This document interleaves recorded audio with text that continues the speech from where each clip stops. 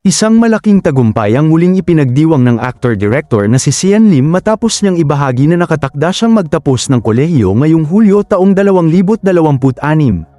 Makukuha ni Sian ang kanyang Bachelor of Arts in Music Production mula sa De La Salle College of St. Benilde sa pamamagitan ng Expanded Tertiary Education Equivalency and Accreditation Program. Ang ETEEAP ay isang espesyal na programa para sa mga working professionals na nais makapagtapos ng kolehiyo sa pamamagitan ng pagkilala sa kanilang work experience at skills bilang bahagi ng academic requirements.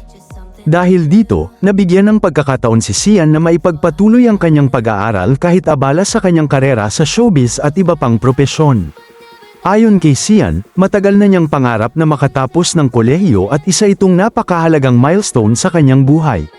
Sa kanyang Instagram post na ibinahagi rin ng GMA Network, naging emosyonal ang aktor habang ikinukwento ang mahaba at hindi madaling paglalakbay pabalik sa pag-aaral.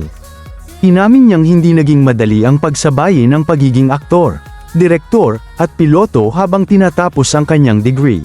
Nakatakdang idaos ang graduation ceremony sa ika-4 ng Hulyo taong 2026, bagay na ikinatuwa ng kanyang mga tagahanga at mga kaibigan sa industriya.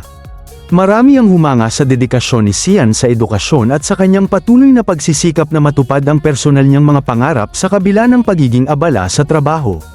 Bukod sa nalalapit na pagtatapos, isa rin sa mga ipinagmamalaki ni Sian ang pagiging isang licensed private pilot.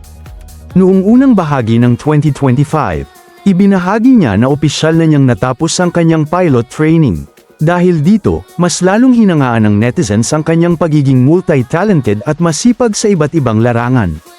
Para sa marami, inspirasyon si Sian Lim dahil pinatunayan niyang hindi hadlang ang edad, kasikatan, o pagiging busy upang maabot ang mga personal na pangarap.